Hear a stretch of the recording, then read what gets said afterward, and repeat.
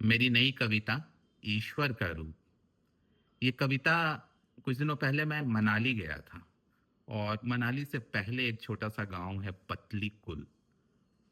उस गांव के किनारे से ब्यास नदी गुजरती है।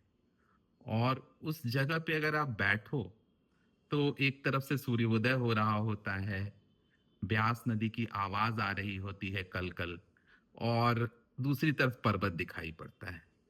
इन्हीं सबसे प्रेरित होके दो चार लाइनें जो मेरे दिल से निकली आपको पेश करता हूं। सुबह सुबह की कोमल किरणें जब नदियों को छू जाती हैं।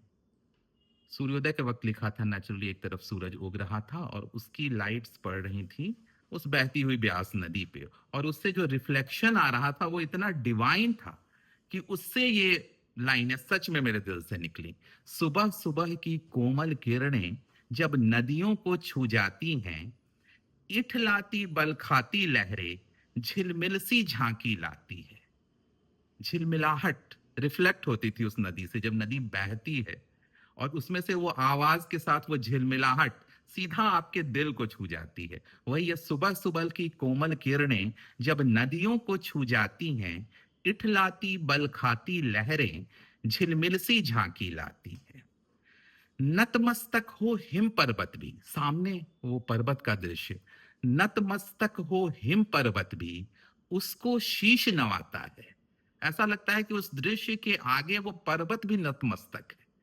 नतमस्तक हो हिम पर्वत भी उसको शीश नवाता है। कल कल ध्वनि का सुमधुर गायन, वो आवाज जो आ रही होती है, कल कल ध्वनि का सुमधुर गायन पल पल को युग कर जाता है। एक एक पल ऐसा लगेगा आपने जिंदगी जी ली। कल कल ध्वनि का सुमधुर गायन पल पल को युग कर जाता है। कल कल ध्वनि का सुमधुर गायन पल पल को युग कर जाता है। आपको लगेगा कि आपकी जिंदगी सफल हो गई। ऐसा दृश्य हर किसी को देखना चाहिए अपने जीवन में। पल कल कल ध्वनि का सुमधुर गायन पल पल को युग कर जाता है। बरसों के जीवन में मानव, इतने साल के सब हो गए हम कितनों ने उस दृश्य को एंजॉय किया है, और कुछ कितनों ने उस दृश्य को देखने के बाद उस पल को जिया है, ये ज्यादा जरूरी है। बरसों के जीवन में मानव, तुमने ना जो पाया है, उत्थान वो जीवन भर का, उत्थान वो जीवन भर का, ये दृश्य पटल दे जाता है।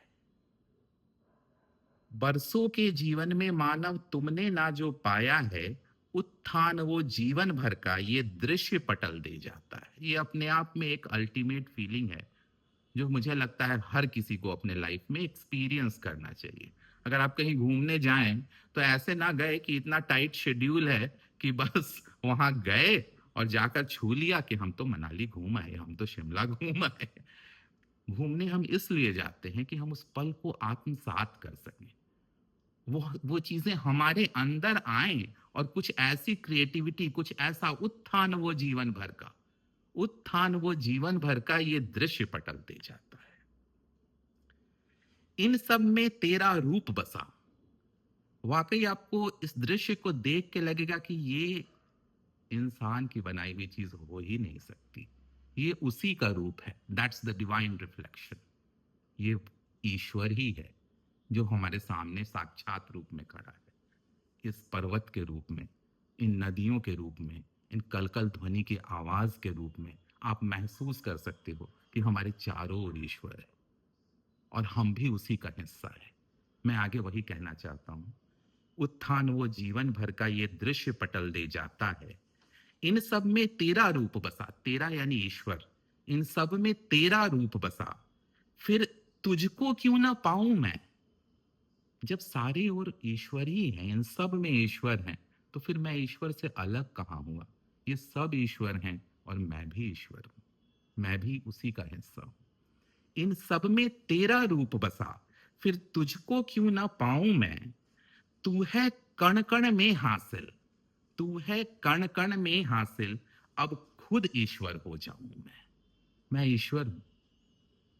और ये सोच आपको इतना कॉन्फिडेंस देगी, कोई भी काम कर रहे हो आप, जीवन में कोई भी रास्ता अपना रहे हो, जिस दिन आप ये महसूस करेंगे कि ईश्वर हमारे चारों ओर है और मैं जो स्टेप्स ले रहा हूं, मैं जो कर रहा हूं, उन सब में ईश्वर का ही हाथ है, तो आप कभी असफल नहीं होंगे। और आपकी असफलता से भी आपको कभी निराशा नहीं होगी, क्योंकि आप जानते हैं कि ये जो हो रहा है ये ईश्वर की मर्जी से हो रहा है।